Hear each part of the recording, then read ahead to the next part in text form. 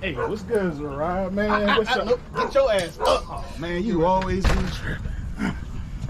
What's going on, man? What's good, Red? Hey, man, they was clowning you at work today, man. So? I mean, we watched the video a couple times, but we really couldn't tell if it was you. Yo, how's your eye? Oh, it's cool. God damn! What's up, Rock? What's up, Rock? Yo, let me get one of them flyers, man. Man, I ain't giving you shit. You better get the hell out of here before Cat Pop come out here. Man, come on, man. Why you gotta be like that, man? I'm trying to come to class, man. Why you acting crazy? Man, you need to go do that. Man, I ain't giving him shit. Man, what? Man, you ain't gonna give me shit. We need brothers to come to class. Damn, man. Ite me yato me taro tato. Man, you fucking racist, man.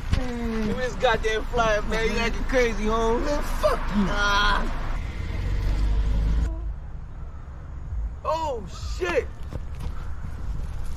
Tebow, nigga. What? Who? Tebow. Oh, damn, I ain't been to class in a minute. Shit.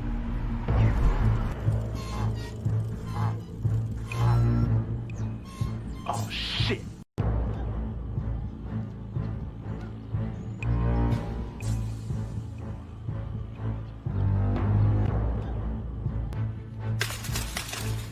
What's up, y'all? What's up, Red? Thanks for the bike. What you got on my ties, homie? I ain't got nothing. I thought you already collected the time. I did, but I want Red's 10%. Stall him out. What's up, Red? What you got on my ties, homie? I ain't got nothing, man. Oh, yeah, you got something. I ain't got. Hey, man, that's messed up, man. Shut your ass up or I knock your ass out. Yo, Tebow, man, that's messed up, man. Give him his money back. What money? Right now. The money.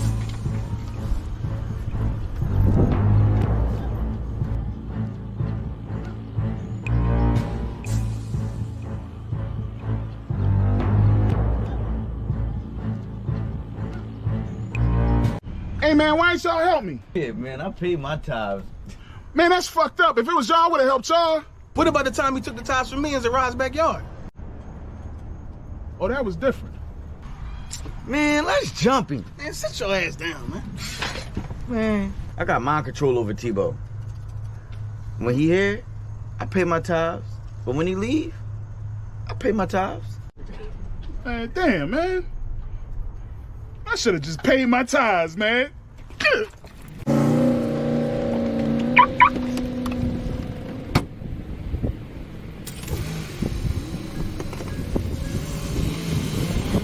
Man, that nigga gonna cry in the car. He should have paid his tithes. Shit, real shit. This shit is endless. What I speak is the truth. I don't care if it's offensive. 12 rounds hit hard, and this shit gon' go the distance. Way to exit cool, but wait till you see the interest. Know that we them niggas when we walk inside the entrance. Put me as the GOAT, you should be honored to get a mention. All my clips is standard, but I still get extensions. Switch on the big 30, sound like when it's spitting. Album so high, I had to give them an extension. One West till they bury me. Yeah, that's the commitment. Don't trust the soul, niggas purring or they hit this shit. What I speak is the What's up, truth. y'all? I don't care if it's offensive. What's up, Red? Life that I chose, no turning Thanks for the back, bike. no endless. They don't What you got on my ties, homie? God damn, man. What I speak is the truth. I don't care if it's offensive. God Life damn. that I chose, no turning back. They don't understand when we tell them no forgiveness. Tebow, nigga. Tebow. Reincarnation, so you know this endless. I'm solidified and stamped. That's why I walk with a signet. I went and did tonight. What was Good. this? Be like, man, that's fucked up. If it was y'all, I would have helped y'all. All right, word. Man, that's fucked up. If it was y'all, I would have helped y'all. Blameless, and if you ain't the same, I'm against it. Was born with this shit. The other half, I'm just gifted. 20 on me. Wish a nigga would so I could spend it. Start from the branch, then I ain't at the soil. You got a peer on me. That'll leave your family trees for you. Can't catch you. Then Yeah, that's right. We're in the building. It is the ISUPK. That's the Israelite School of Universal Practical Knowledge out of Harlem, New York since 1969 under Commander General Yohana. And we're here to teach the so-called blacks, so-called Hispanics, and so-called Native Americans that we are the lost sheep of the house of Israel, all right? Tonight's class is a full class, all right? It's a long class. You know what, Salakia? I'm not gonna say it's gonna be a long class. I'm not sure. It depends on how the information flows, all right?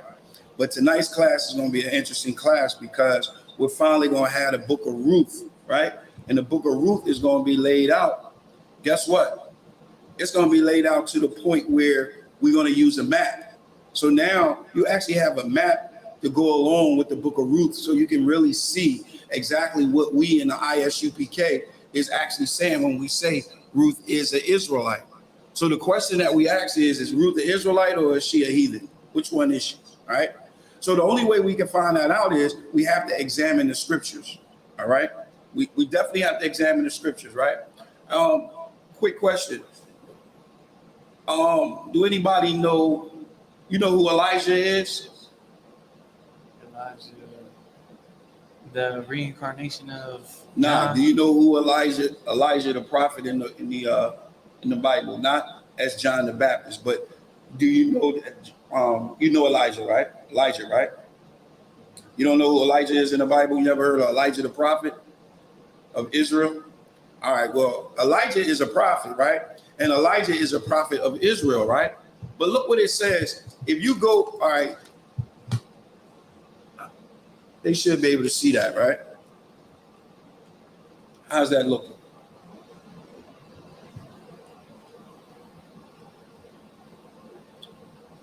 Let me get a little bigger, see if that makes you.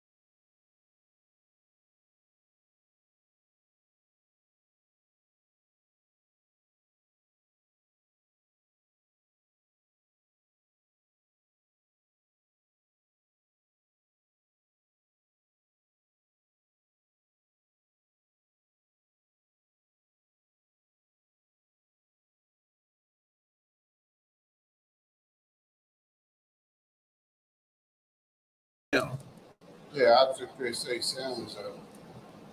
I don't know what was happening, but it was on before, and then it went up. Now it's back. It's back? Hey, can y'all put a 1 in the chat just to let me know that the sound is back? We twa?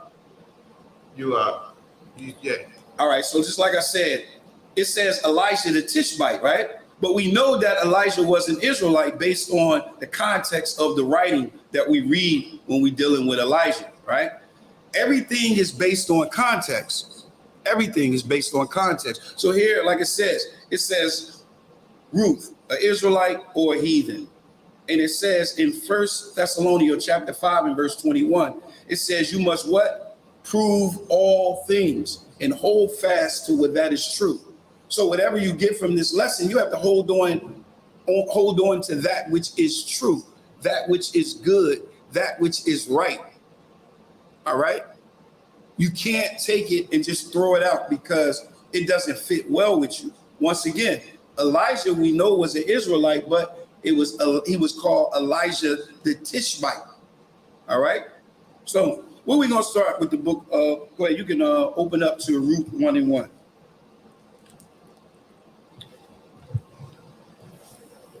Ruth chapter 1 verse 1. Read. Now it came to pass in the days when the judges ruled. When the what? The judges ruled. Now that's very important, when the judges rule. So it's letting you know that Ruth was written during the time when what? The judges ruled. When the judges ruled. So the judges was ruling during this time.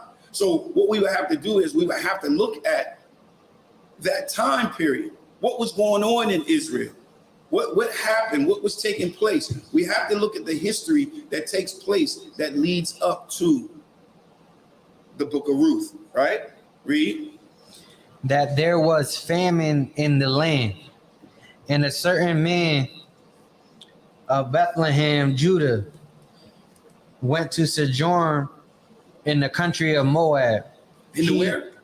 In the country of Moab. That's very important because he went to the country of Moab. So the whole thing of the map is trying to see where's the country of Moab. You understand? That's very important. It says he was a sojourned in the country of Moab. The country of Moab is also the plains of Moab. So it's very important that you look at a map when you're dealing with this, because you have a different area. You have the land of Moab that's below the Arnon River, and then you have the land of Moab above the Arnon River. I'm gonna say that again. You have Moabites below the Arnon River, but then you have the country and the plains of Moab also above the Arnon River. So it's very important to understand that. You got me? All right. All right, let's go. Verse 2. And the name of the man was Elimelech. Amalek. Read. And the name of his wife, Naomi. Come on. And the name of his two sons, Mahlon and Chilion, Ephrathites of Bethlehem, Judah. So they was from Judah. Read. And they came into the country of Moab and continued there. All right. So now that's very important. All right. So what we're going to do is we're going to jump ahead a little bit, right? If you look at the map, look at this map. It's very important to look at this map right here. All right. This map is basically showing you some things. I'm going to zoom up a little bit. It shows you the Arnon River. And then it shows you the plains of Moab right above that. Am I echoing? It sounds like it from here, but It definitely sounds like it.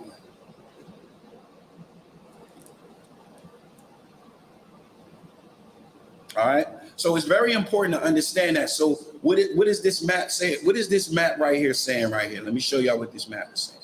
This map right here is saying this is what it looked like before the Israelites got there. All right. Before the Israelites came and before we got there, this is what the land looked like. And as you can see below it, it says Moab, right? But then above that Arnon River, the Arnon River is right there in the middle. Let me zoom it in so you can see it. The Arnon River is right there in the middle, right? But above the Arnon River, you have the plains of Moab. And then below the Arnon River, you have the land of Moab. Got that?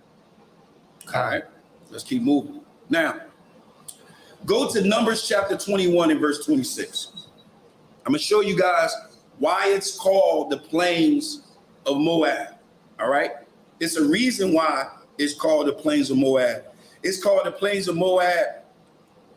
When we take it over, it's called the plains of Moab. When the Amorites take it over, so it was the plains of Moab, and it's always been called above the Arnon River, the plains of Moab. You got it up? Numbers 21 and verse 26. And 26. Come on. Numbers 21 verse 26 says, for Heshbon was the city of Sihon, the king of the Amorites. The king of who? The king of the Amorites. Now the king of the Amorites, there it is, the Amorites, right? You see the Amorites. Now he's read. Who had fought against the former king of Moab. So he fought against the former king of Moab. Read.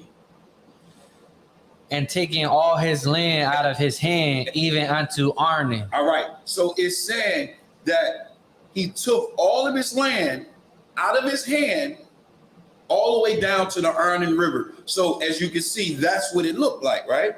I'm going to pull it up. There's the Arnon River, right?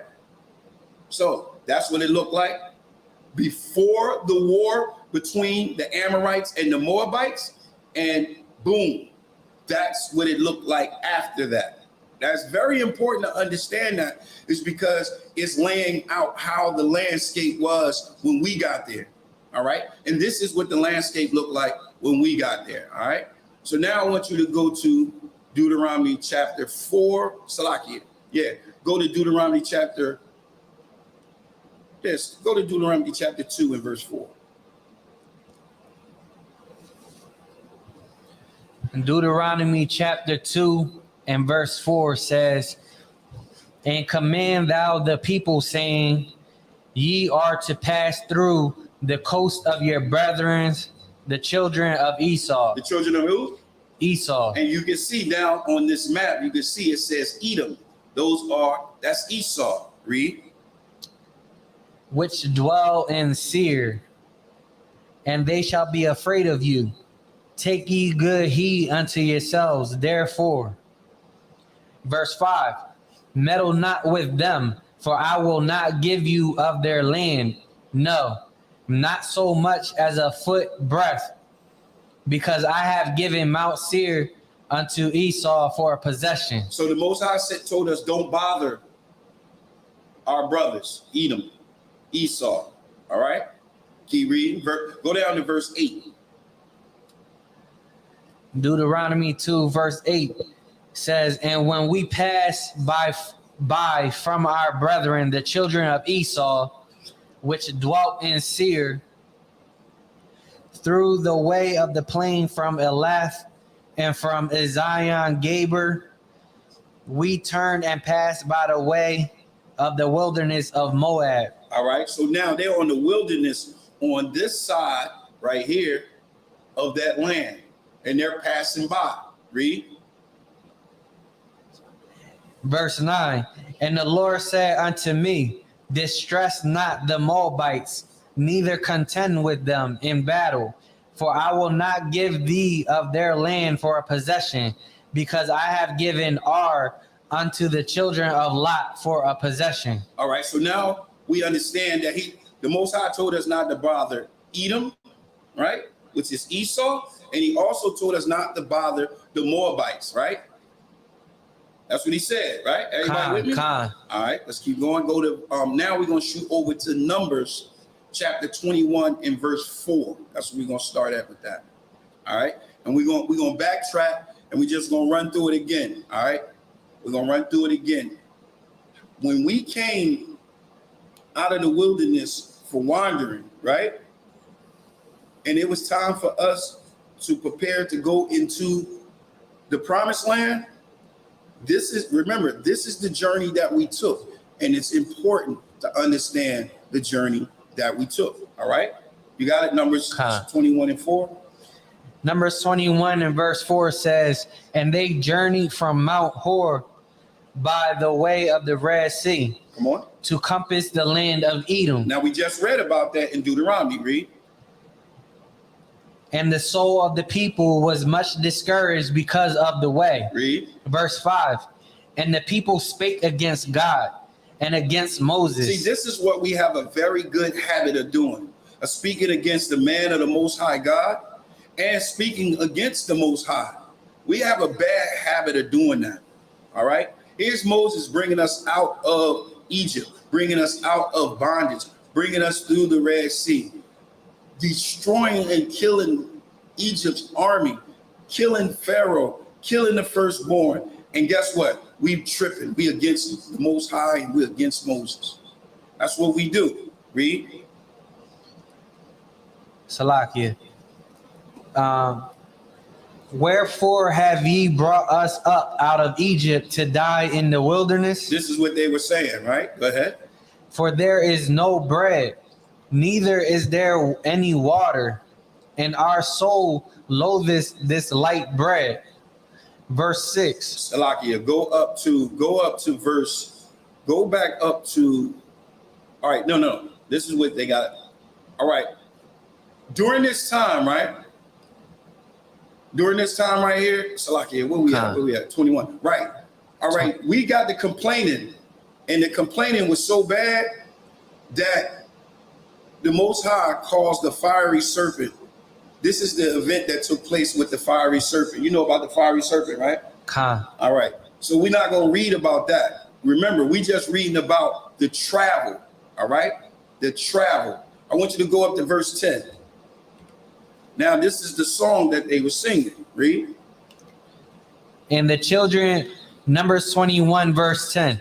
And the children of Israel set forward and pitched in Oboth. Verse 11. And they journeyed from Oboth and pitched at Abarim in the wilderness, which is before Moab, towards the sun rising. Verse 12. From thence they removed and pitched in the valley of Zered. Verse 13. From thence they removed and pitched on the other side of Arnon. Now, it's very important right here. Here we go. So I wanted y'all to see the actual travel up to where they stopped. All right? Read that again. And I'm going to zoom in on that so they can see it good. Read. Verse 12. From thence they removed and pitched in the valley of Zered. Come on. Verse 13. From thence they removed and pitched on the other side of Arnon. On the other. Now, it's very important. Once again, stay right there for a second. Notice he says, on the other side of the Arnon. Notice it's not on this side. It's not on the Salakia. It's not on the Moabite side. It's up a little bit. It's up right here in the corner. So it's on the other side of the Arnon River. So it's above the Arnon River. All right? That's really, really important. All right? Go ahead, read. Which is in the wilderness that cometh out of the coast of the Amorites. See what I mean? So he says it's coming out of the coast of the Amorites, right? Here's the Amorites right here. So it's coming out by the coast of the Amorites right there. All right? That's really important. All right? Go ahead. For Arnon is the border of Moab, between Moab and the Amorites. Remember, the Moabites is below the Arnon River. The Amorites is above the Arnon River. All right? So the Arnon River is the border between the two. The Arnon River is vital in understanding who Ruth was and who Ruth is. All right? Salakia. All right? Now we want to go to verse 19.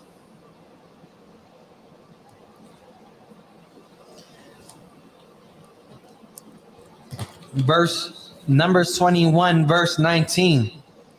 And from Matana to Nahaliel, and from Nahaliel to Bamoth. Verse 20. And from Bamoth in the valley that is in the country of Moab. Now read that again. Bamoth is where? Bamoth in the valley. That is, I got it, Salakia. Bamoth in the valley, that is the country of what? Moab. It's the country of Moab. Now, if you look, this is huge right here.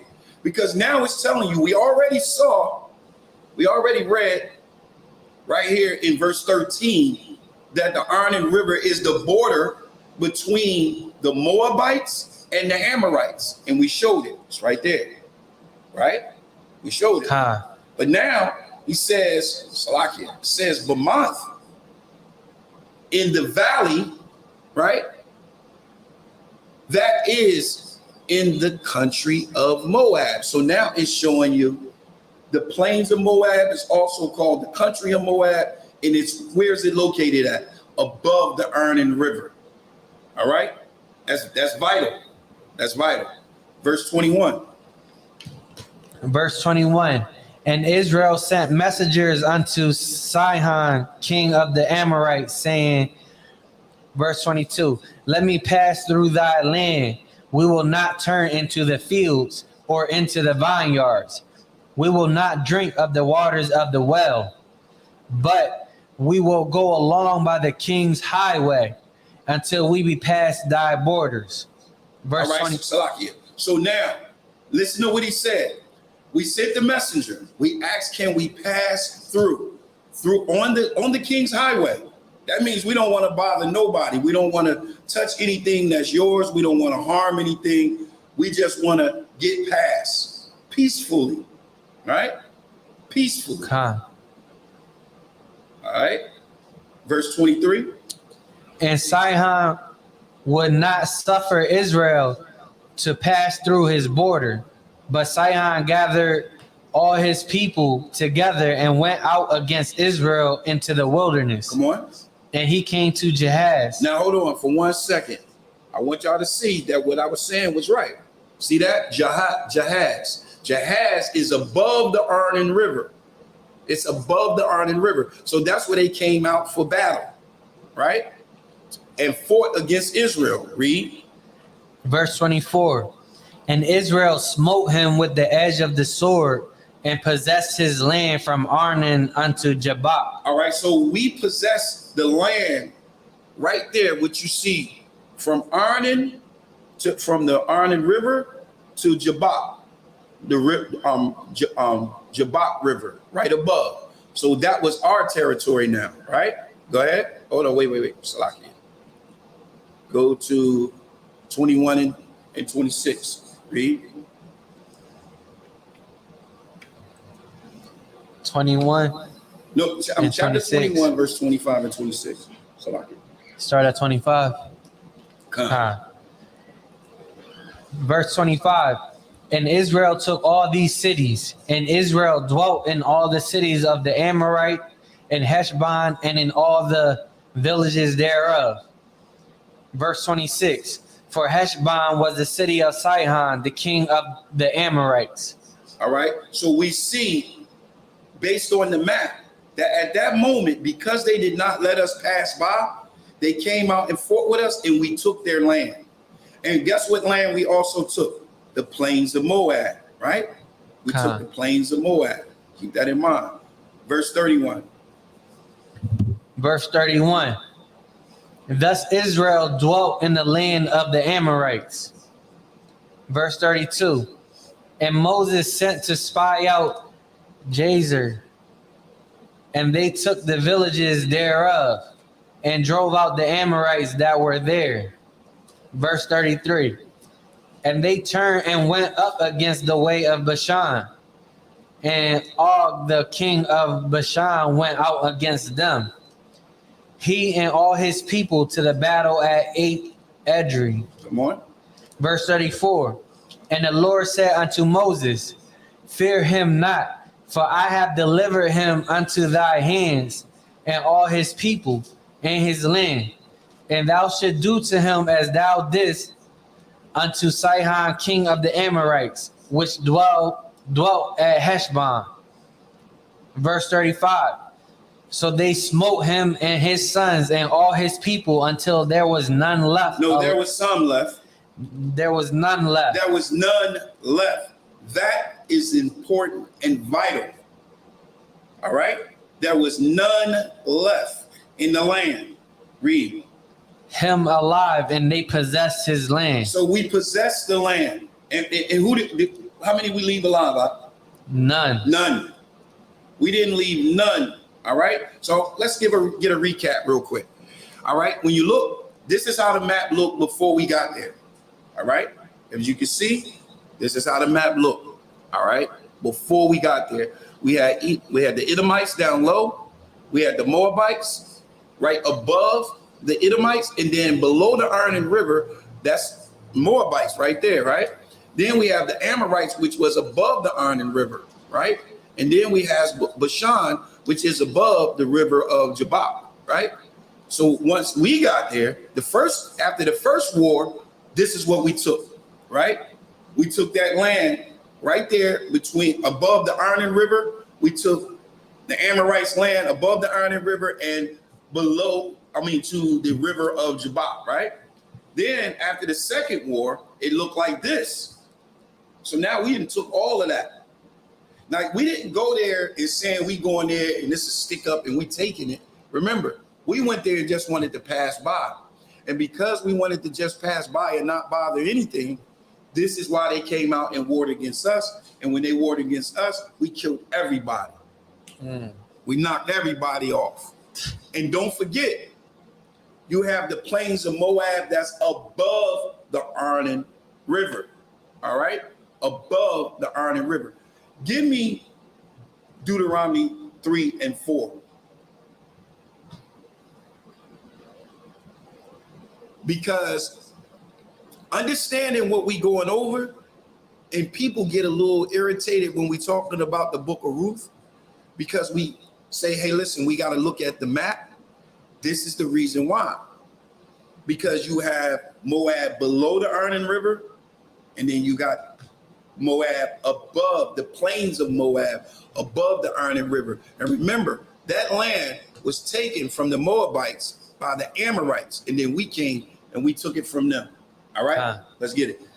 Deuteronomy 3, verse 4. And we took all his cities at that time. There was not a city which we took not from them. 80 cities. All the region of Argob, the kingdom of Og and Bashan. Verse 5. All these cities were fenced with high walls, gates, and bars, beside unwalled towns a great many. Verse 6.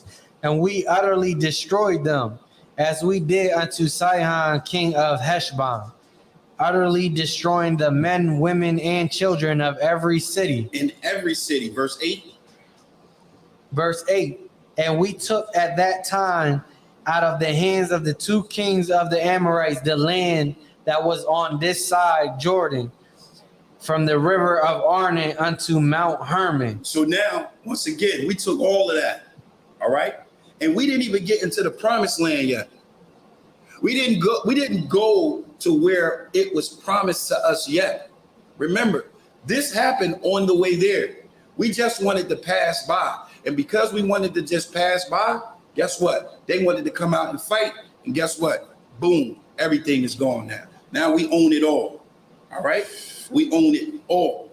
And this is on this side of the Arnon River. I want you to go back to Numbers chapter 32 and verse 1 now. Because now, before we got into this land, now we got to talk about it. We got to talk like we got all this land now. There's nobody here. So, of course, you know what we're going to say? We're going to go to Moses and say, hey, Moses, let me holler at you about this land real quick. All right? Go ahead. You got it? Numbers 32, verse 1. Read. Now the children of Reuben and the children of Gad had a very great multitude of cattle. And when they saw the land of Jazer and the land of Gilead, that behold, the place was a place for cattle. A place for cattle. Go ahead, read. Verse 2. The children of Gad and the children of Reuben came and spake unto Moses and to Eleazar the priest, and unto the princes of the congregation, saying, verse 3, Ataroth and Dibon and Jazer and Nimrod and Heshbon and Elealeh and Shabam and Nebo and beyond. Verse 4, even the country which the Lord smote before the congregation of Israel is a land for cattle, and thy servants have cattle. Verse 5, wherefore said they, if we have found grace in thy sight, let this land be given unto thy servants for a possession, and bring us not over Jordan. All right, so what does that say? What is he saying right there? What are they saying? Give the land to the servants. No, to them. When they said we are thy servants, they're talking to Moses, and they're saying we are your servants. And we're saying, listen, we want to get this. We got all this cattle. We got all of these things. Verse 6. Listen to what Moses said. Remember, we didn't get in the promised land yet. All right, go ahead. And Moses said unto the children of Gad and to the children of Reuben, shall your brethren go to war, and shall ye sit here? So they're asking, okay, so y'all want this land, but yet we got to go to war to get this land over here. So what, y'all just gonna sit here? Y'all just gonna stay? Go down to verse 16. Verse 16. And they came near unto him and said, we will build sheepfolds here for our cattle, and cities for our little ones. Verse 17, but we ourselves will go ready armed before the children of Israel, until we have brought them unto their place. Listen to this. Let me ask you a question. This is the children of Israel talking, correct? Correct? Listen to what he says in verse 17. Everybody got to pay attention to this. It says, but we ourselves will go ready, armed before the children of Israel. Why? Look, listen to the language. He's saying it like he's different from them. He says, but we ourselves will go ready and armed before the children of Israel until we have brought them into their place, and one little ones, and our little ones shall dwell in the fenced city because of the inhabitants of the land. So he's saying, look, they're saying, look, we're gonna go over and we're gonna fight with y'all, but we're gonna go before the children of Israel. I wanted to bring out that language because for some reason, with that language, people think when they hear it, it's talking about different people. It's not. It's just how we talk. It's just how we talk. Verse 18. Verse 18. We will not return unto our houses until the children of Israel have inherited every man his inheritance. So they're saying that's brotherhood right there. That's brotherhood. They didn't say, no, we just gonna chill. They didn't say, no, we just gonna stay on this side. They said, no, we're gonna go with y'all. We're gonna go before the children of Israel. We're gonna go before the children of Israel, and we're gonna fight. And once they possess their land, then we're gonna go back. Verse 19. Verse 19. For we will not inherit with them on yonder side, Jordan. What's that yonder side of Jordan? What is that talking about? Above. That's talking about the promised land. Look at the map. Look at the map. If you look at the map, the land of Canaan, see the land of Canaan? That's the promised land. That's the promised land. But by the time we got there, because they came out and went to war with us, we took all that other land. And we asked, listen, since we got all this land, we got all this cattle, we got all of this, let us get it. Y'all understand? So once again, in Numbers 32 and 19, where he says, for we will not inherit with them on yonder side of Jordan, meaning we're not going to take any inheritance on that side of Jordan or forward, because of our inheritance is falling on this side of Jordan, eastward. You understand? You got it? All right, let's keep going. 33, Numbers 32 and verse 33. Verse 33. Salakia. And Moses gave unto them, even to the children of Gad, and to the children of Reuben, and unto half the tribes of Manasseh, the son of Joseph, the kingdom of Sihon, king of the Amorites, and the kingdom of Og, king of Bashan, the land, with the cities thereof in the coast, even the cities of the country round about. All right, so as you see the map, this is the land. This is what Moses said he's given them. This is what he gave them on the Jordan, on that side of the Jordan eastward. Remember, once again, we didn't get into the promised land yet. All right, so we took what? Everything above the Arnon River, everything. The plains of Moab, everything. And how many of them was left?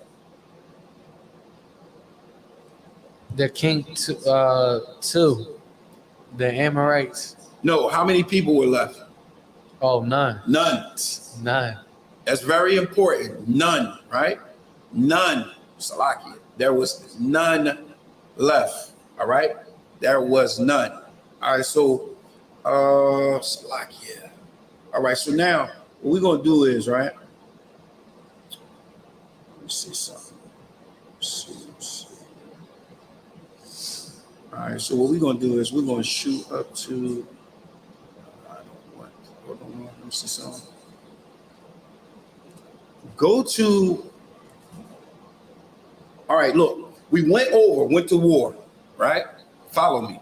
We went to war, conquered the land, we got the land, right? Then they came back over, right? The purpose of me showing this right now is because I want to show you how long they was there before we get into Ruth. All right, back into the actual book. But do you understand that what I just showed you on the map? Come. Everybody understand what I showed you on the map, right? Now I want you to go to Judges 11. Judges 11. We're going to start at verse 1. All right. So we done with the traveling part. We done with understanding how we went around Edom, right? How we went on the side of Moab, on the wilderness side, right up to the border of Ammon and the Amorites, right? Right to that border. And once we got to that border, we asked to go over through the King's Highway. We was denied, and they came out and went to war with us. Then we went in and we killed everybody. And that's dealing with those that was in the plains of Moab, all of that land, Heshbon, all of that, all the way up. All right. So you got it? Come. Let's get it. Judges 11, verse 1. Read. Now Jephthah the Gileadite was a mighty man of valor. Of valor. Go ahead. And he was the son of a harlot. And Gilead begat Jephthah. So he was the child of a harlot, but his father was an Israelite, right? Read. Verse 2. And Gilead's wife bare him sons, and his wife's sons grew up, and they thrust out Jephthah and said unto him, Thou shalt not inherit in our father's house, for thou art the son of a strange woman. Verse 3. Then Jephthah fled from his brethren and dwelt in the land of Tob. And there were gathered vain men to Jephthah and went out with him. All right, now stop for a second. I want you to look at the map next to it. You see that map, right? Notice where it's at. It's on the Jordan eastward. It's on the side where they inherited it. Y'all see that? Come. All right. It's on the Jordan eastward. So you can see it, you can see the river, but the point is you can see that. All right. You can see that he said he was in Tob and Gilead, right? So, and he was the son of a harlot, right? But does that qualify him to be an Israelite if his father was an Israelite? Yes. Here's the law. I just want to read the law real quick. This is the law of Moses, the seed of your father. This is Numbers chapter 1 and verse 18. Remember, this is for studying purposes. So a lot of things I'm going to pull because we need people to go back, watch this, and see and put it to the test to see what we're saying is correct. All right. This is Numbers chapter 1 and verse 18. It says, and they assembled all the congregation together on the first day of the second month, and they declared. This is how the Most High taught them how to declare their pedigree. You declare their pedigree after their family by the house of their fathers, not by the house of their mothers, but by the house of their fathers. All right. According to the number of the names from 21 years and upward by their poll. All right. So that was a law. Am I saying his name right? Jephthah, he was an Israelite, right? Now, verse 4, Judges 11 and 4. Judges chapter 11, verse 4. And it came to pass in process of time that the children of Ammon made war against Israel. Verse 5. And it was so that when the children of Ammon made war against Israel, the elders of Gilead went to fetch Jephthah out of the land of Tob. Verse 6. And they said unto Jephthah, Come and be our captain, that we may fight the children with the children of Ammon. All right, so they sent for him, and he was still in the land of Tob, right? That's where he was at. Verse 11. And notice the map changed. The map changes because you're going to see they was already there. They was settled and they was in already. Go ahead. Verse 11. Then Jephthah went with the elders of Gilead, and the people made him head and captain over them. And Jephthah uttered all his words before the Lord in Mizpeh.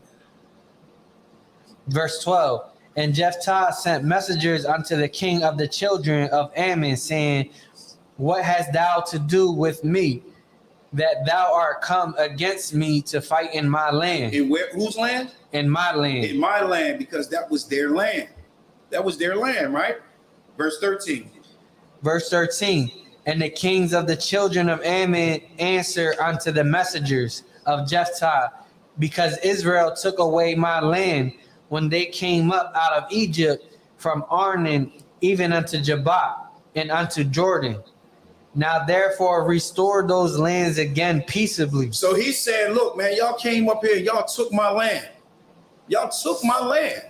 All right? You took my land and you did it. He's trying to say that they did it without, like, peace. Yeah, like they Savage. just, right, like we just came and we just took it. But we know that's not what happened, right? Verse 14, read. Verse 14. And Jephthah sent messages again unto the king of the children of Ammon. Verse 15. And said unto him, Thus says Jephthah, Israel took not away the land of Moab, nor the land of the children of Ammon. So he's saying, look, we didn't take no land. We didn't take anything, right? Verse 16. But when Israel came up from Egypt and walked through the wilderness unto the Red Sea and came to Kadesh. Verse 17. Then Israel sent messengers unto the king of Eden, saying, Hold on. So we get ready, just real quick, we're gonna go through it. He's gonna run it down a little bit real quick, all right, what we went over before. But this is good because you get a chance to hear it again and see what happened based on the map. All right, read.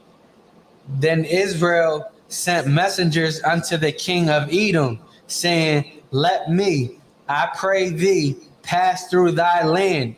But the king of Edom would not hearken thereto. And in like manner they sent unto the king of Moab, but he would not consent. And Israel abode in Kadesh. Verse 18. Then they went along through the wilderness and compassed the land of Edom and the land of Moab. All right, read. And came by the east side of the land of Moab and pitched on the other side of Arnon, but came not within the border of Moab. For Arnon was the border of Moab. So there it is again. Arnon is the border of Moab. Go down to verse 19. Verse 19. And Israel sent messengers unto Sihon, king of the Amorites, the king of Heshbon. And Israel said unto him, Let us pass, we pray thee, through thy land into my place. Verse 20. But Sihon trusted not Israel to pass through his coast. But Sihon gathered all his people together and pitched in Jahaz and fought against Israel. Verse 21. Go down to verse 34. Let's get right to it. Verse 34. And Jephthah came to Mizpeh. Salakia. Deuteronomy 2 and 34. Salakia. So I just wanted to give a real recap, but we're going to get back to that. Salakia.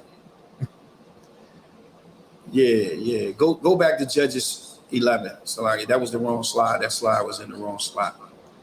Go back to Judges chapter 11, verse 26 and 27, 28. Judges chapter 11, verse 26.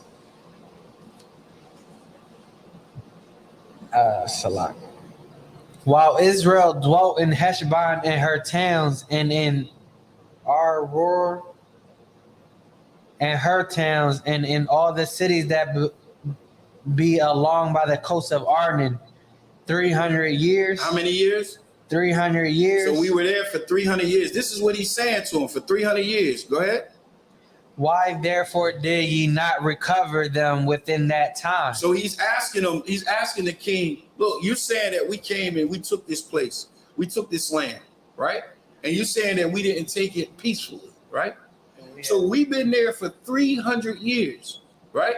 And yet you haven't done nothing, and now you want to come and ask us something about this land for 300 years, right? So that's what I really wanted to bring out in that event. You can read 27 and 28. Verse 27, wherefore I have not sinned against thee, but thou doest me wrong to war against me. The Lord, the judge, be judged this day between the children of Israel and the children of Ammon. Come on. Verse 28, howbeit the king of the children of Ammon hearkened not unto the words of Jephthah, which he sent him. So they went to war. All right. We went to war. All right. But what I wanted to bring out right there was the 300 years. All right. So we see how we travel. We see the land that we received. We see that we went over to the other side, helped the rest of Israel, and now we conquered all of that land. So what you see on this map right here is exactly what we had conquered. All right. That's what we conquered. All right. I want you to go to Deuteronomy 34, verse 1. And I want you to read that. All right. Because remember, what we come to understand based on what we read and based on the map, that we took everything above the Arnon River. Bamath is the country of Moab. And we saw that that was above the Arnon River, right? Khan. Deuteronomy 34 and 31.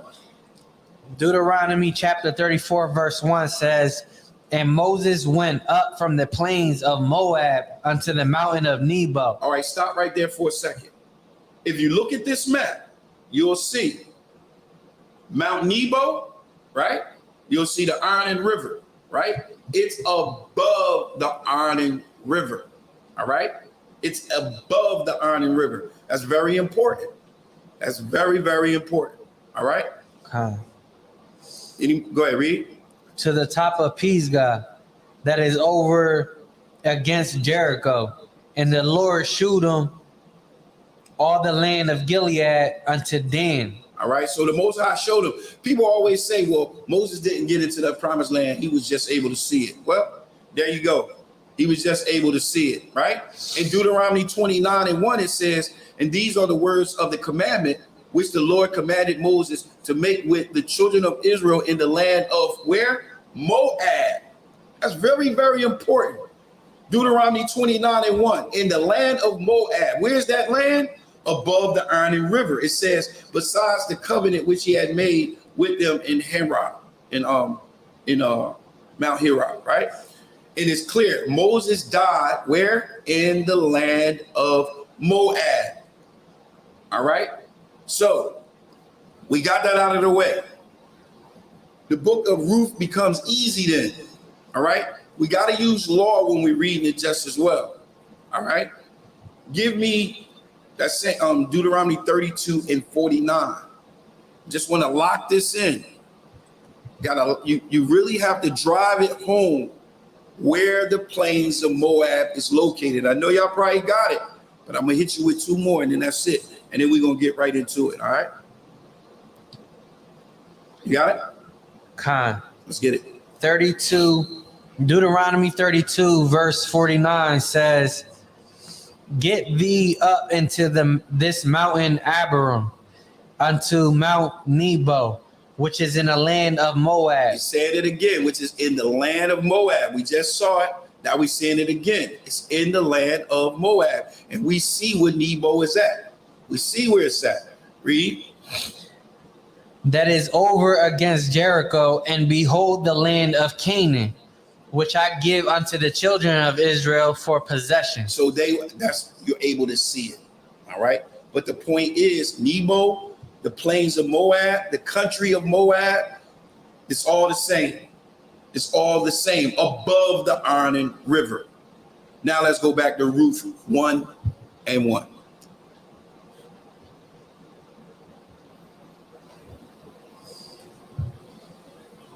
Ruth chapter 1 verse 1 says, now it came to pass in the days when the judges ruled that there was a famine in the land, and a certain man of Bethlehem, Judah, went to sojourn in the country of Moab. That's Toab in the country of Moab, right? So what we gonna do is we're gonna look at a couple myths that we're gonna tackle based on what we know now, right? He was with his wife and his it was he and his wife and his two sons, right? Go ahead, read verse 2. Verse 2. And the name of the man was Amalek, and the name of his wife Naomi, and the name of his two sons Malin and Chilion. All right. So now let's look at a couple things. I wanna bounce around a couple things, right? Salakia. I want you to go down to Ruth 1:16.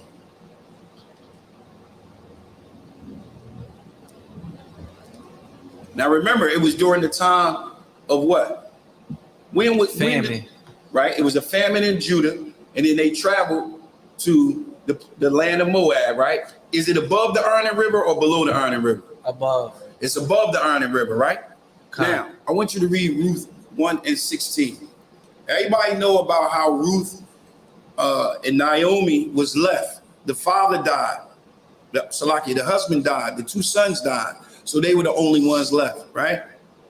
I want you to read verse 15 and 16. Ruth chapter 1 verse 15. And she said, behold, thy sister-in-law is gone back unto her people and unto her gods. Return thou after thy sister-in-law. And Ruth said, entreat me not to leave thee, or to return from following after thee. For whither thou goest, I will go, and where thou lodgest, I will lodge.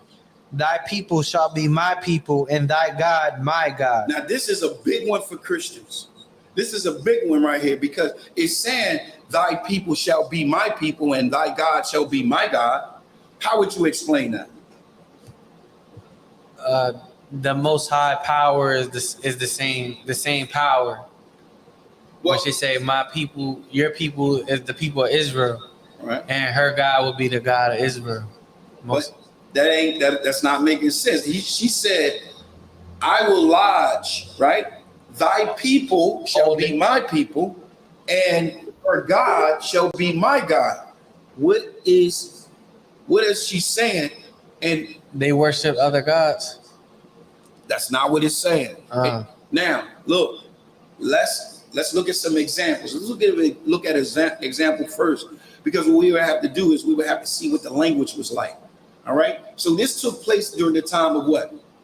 Judges. Right? So it's only proper that we go back to the book of Judges. So let's go to Judges chapter 12 and verse 1.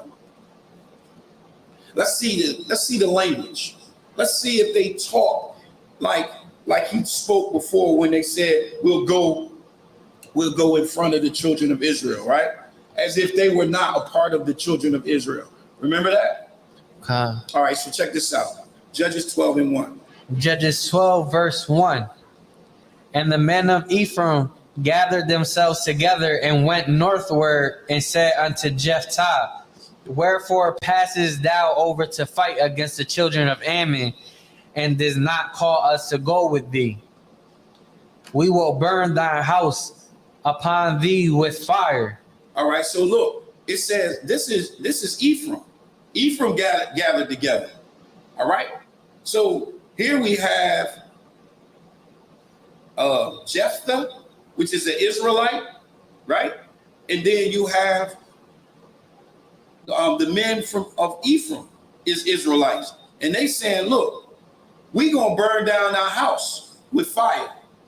It was always beef because we wasn't together. We didn't have unity until David came. All right. And then that same unity fell apart under David's son. But Israel was not together during this time. We were spread it out. We had different judges. All right. So here Ephraim and Jephthah is they going back and forth in a discussion. And they're talking about they'll burn down his house. Verse 2. Verse 2. And Jephthah said unto them, I and my people. Hold on. Isn't Jephthah Israelite? Khan. So what is he saying? Read that again. And Jephthah said unto them, I and my people. I and my people. This is how we spoke. So they were split. Yet we wasn't together. So he says, I and my people. Read. I and my people were at great strife with the children of Ammon. And when I called you, ye delivered me not out of their hands. Verse 3.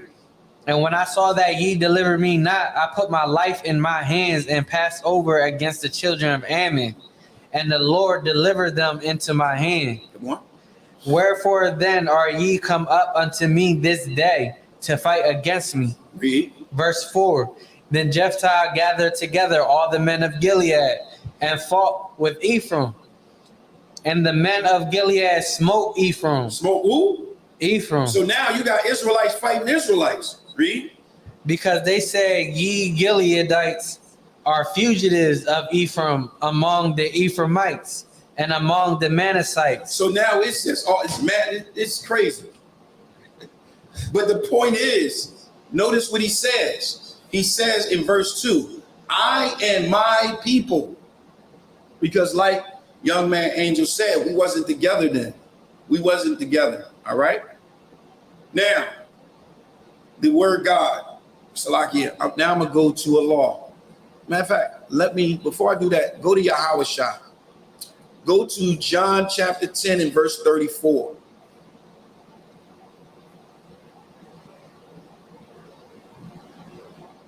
So remember, she says, go to my people and my God and your God. So we didn't already dealt with my people and your people, right? We already dealt with that. We see the language there. But what about that God thing?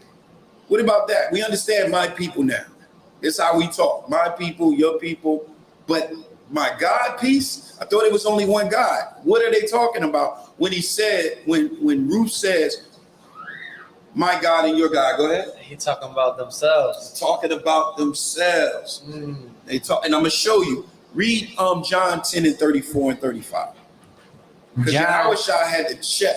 Yahushua had to check the Jews back then for this type of language right here. Read. John 10, verse 34. Jesus answered them, is it not written in your law, I said ye are gods? So it's written in your law that ye are gods, right? That's in the book of Psalms. Ye are gods. Read. Verse 35. If he called them gods. If he called them gods, read.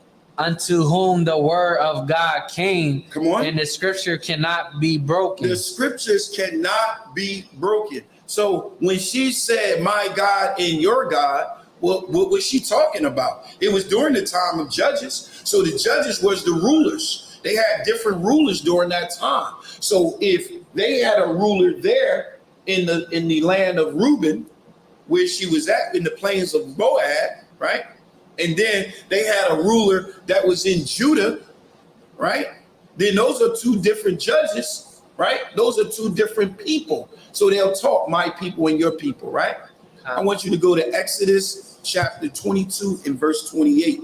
Because Yahushua said it's written in your laws.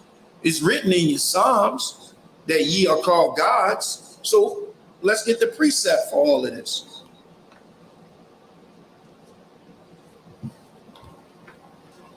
Exodus chapter 22, verse 28 says, thou shalt not revile the gods, nor curse the ruler of thy people. So the gods is the rulers of thy people. The ruler of thy people is who? The judges. So that's what she was saying. So when you go back to Ruth 1 and 16, right? What else that? 1 and 16.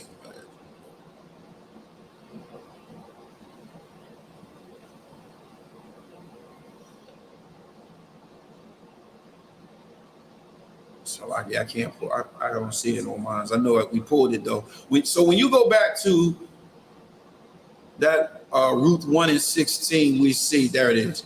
We see that when it says, and Ruth said, entreat me not to leave thee or to return from following after thee, for whether thou goest, I will go. Remember, she was going back to Bethel, to Judah, right? Huh. She says, and where thou lodgest, I will lodge. Thy people shall be my people. What she's talking about is she was an Israelite that belonged to a different tribe than Judah.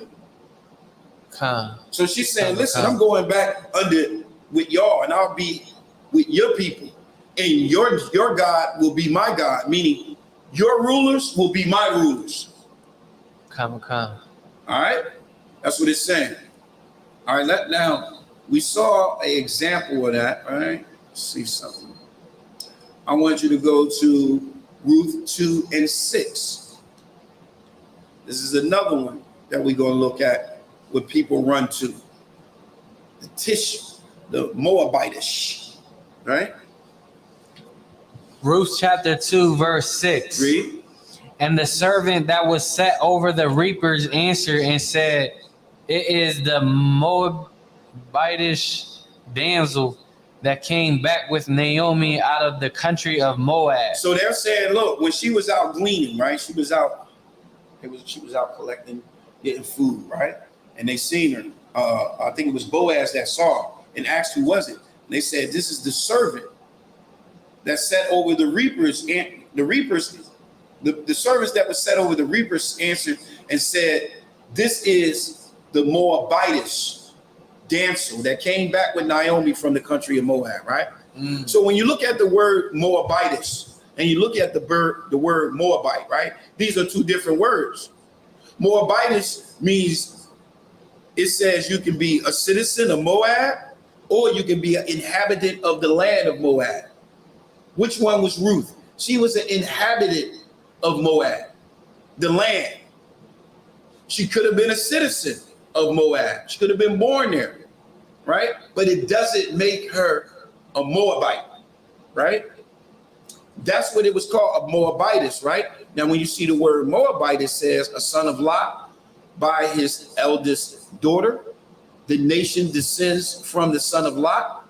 3, the land inhabited by the descendants of the son of Lot. So when you see the word Moab and you see the word Moabitess, Moabitish, the word Moabitish could mean that she just lived in the land. So based on what we read when it deals with the map, that was simple. That was simple because Ruth was in the plains of Moab, where? Above or below the Arnon River? Where?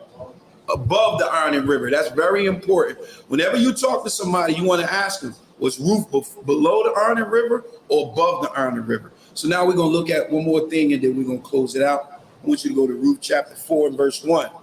We got to look at this one.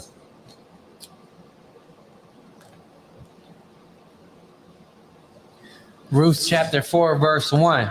Read. Then went Boaz up to the gate and sat him down there, and behold, the kinsman of whom Boaz spake came by, unto whom he said, Ho, such a one, turn aside, sit down here. And he turned aside and sat down. Verse 2. And he took 10 men of the elders of the city and said, sit ye down here. And they sat down. Verse 3.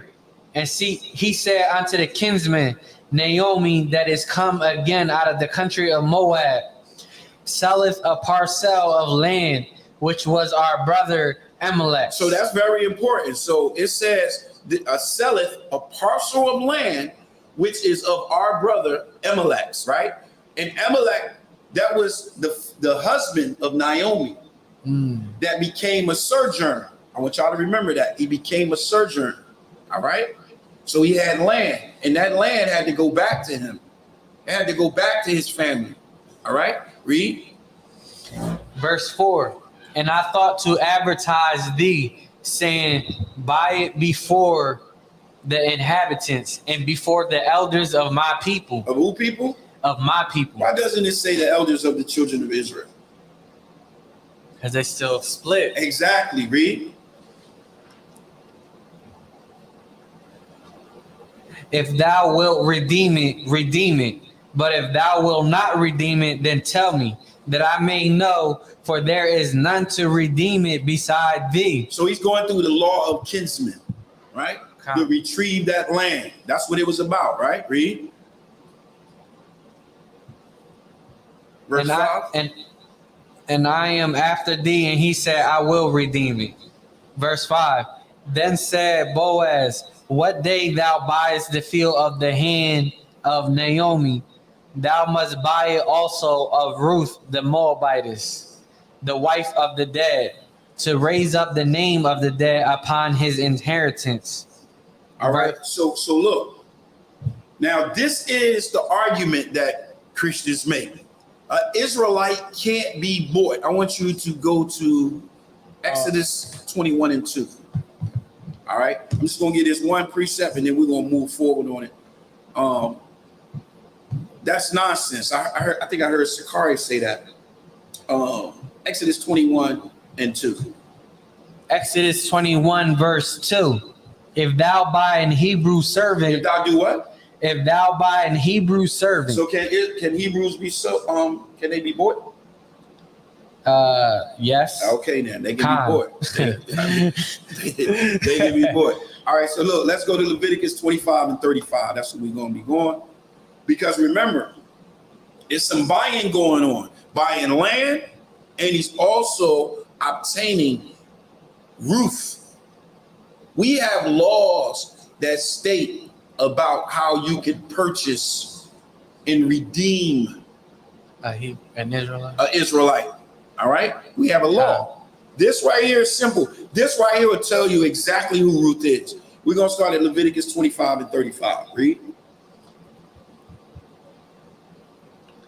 Leviticus chapter 25 verse 35 says, and if thy brother be waxen poor and fallen in decay with thee. So he's saying if thy brother, which is an Israelite, be waxen poor and fallen in decay with thee, read.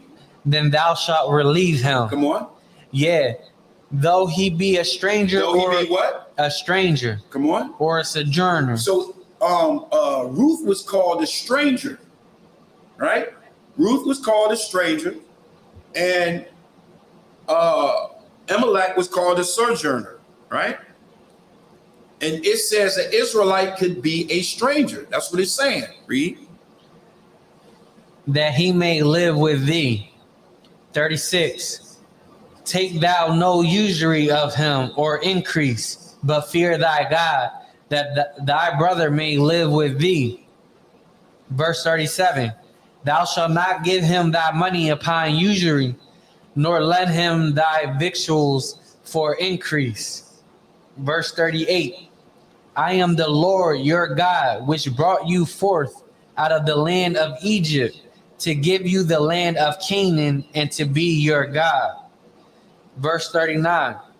And if thy brother that dwelleth by thee be waxen poor, and be sold unto thee. And be what? Sold unto thee. This is talking about an Israelite being sold unto thee. Read.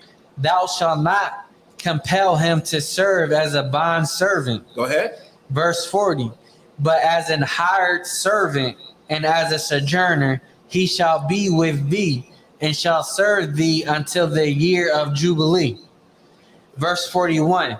And then shall he depart from thee, both he and his children with him, and shall return unto his own family, and unto the possession of his fathers shall he return. So it's saying what? That an Israelite, if you buy an Israelite, that Israelite can do what? What is it saying? He can inherit the land. He can when? After he get his family. Right, after the Jubilee.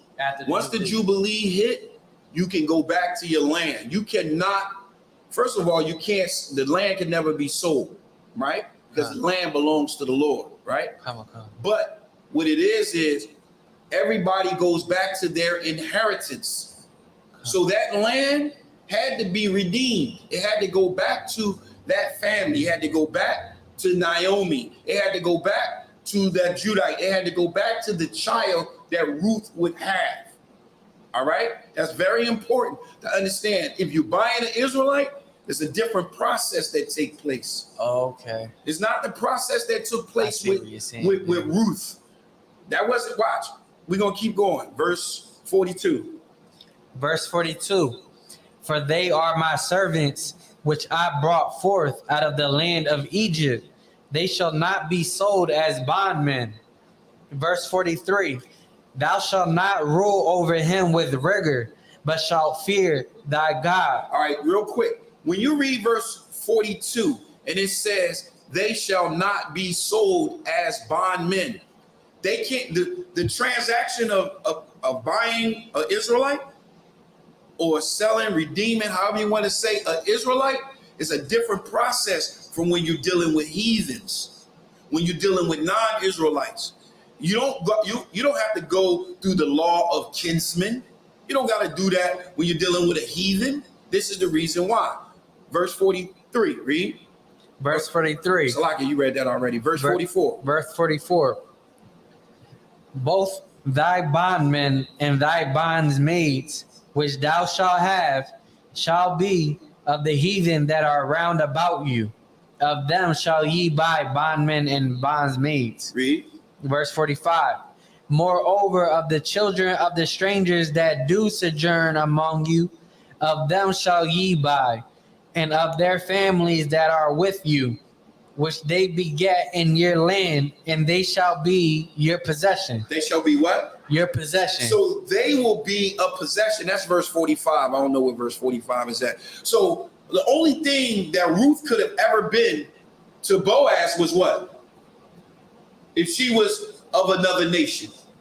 A stranger, a sojourner. Right. If she was of another nation and she was bought by Boaz, she could only be what? Read verse 45 again. Verse 45. Moreover, of the children of the strangers that do sojourn among you. So that means that if a stranger, a non-Israelite among you have a child, right? Read. Of them shall ye buy, and of their families that are with you, which they beget in your land, and they shall be your possession. So what if Ruth was not an Israelite and she was a heathen, a Moabite, she could only be Boaz's what? Bondsmaids. Exactly, his possession. That is it. She can't. It ain't that type of ball game where you got to go through the law to redeem or buy a heathen. A heathen can only be a bondmaid. She's nothing. Verse 46. Verse 46. And ye shall take them as an inheritance for your children after you, to inherit them for a possession. They shall be your bondmen forever. For how long? Forever. Read. But over your brethren, the children of Israel, ye shall not rule one over another with rigor. All right, you can't do that. Give me Deuteronomy 23:3. So if Ruth was a heathen, it wouldn't be a fuss over Ruth. It wouldn't be who's going to lay with her and have a child with her to redeem the name of her husband. You wouldn't have to do that. Remember, she's a heathen. She's my possession. It's not a fuss. All right? 23:3. Deuteronomy chapter 23, verse 3. Read. An Ammonite or Moabite shall not enter into the congregation of the Lord. Even to their 10th generation shall they not enter into the congregation of the Lord forever. For how long? Forever. So if Ruth was a Moabite, you mean to tell me you got this righteous man, this devout man, this man of value, right? He's doing all of this for a heathen? Come on. It's not happening. It's just not happening. All right? It's not.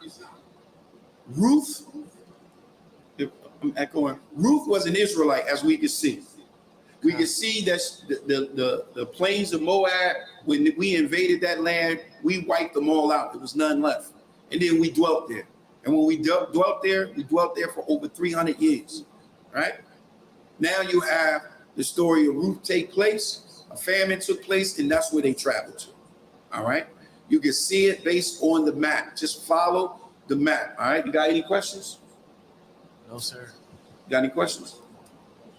Any questions in the chat?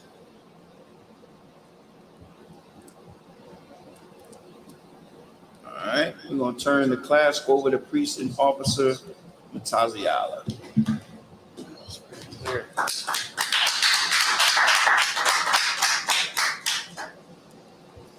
How you turn that up?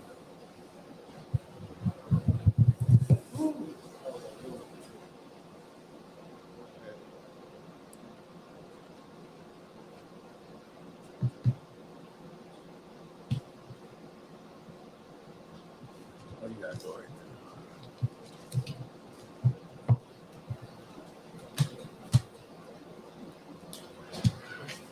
Go ahead. You can start. Turn that for me. For some reason, it's not. You got it. You can leave that. Good. You too loud. I can't see them. ISUPK security announcements. Rules for new brothers and sisters. When new brother or sister comes to the school, they're off limits for 6 months. They are to be saluted only. They are here to learn and show themselves in the world. They need transportation. The teacher will arrange after 6 months. If the brother or sister has an interest in a particular person, they have to seek counsel from the heads. Tithe, which is commandment.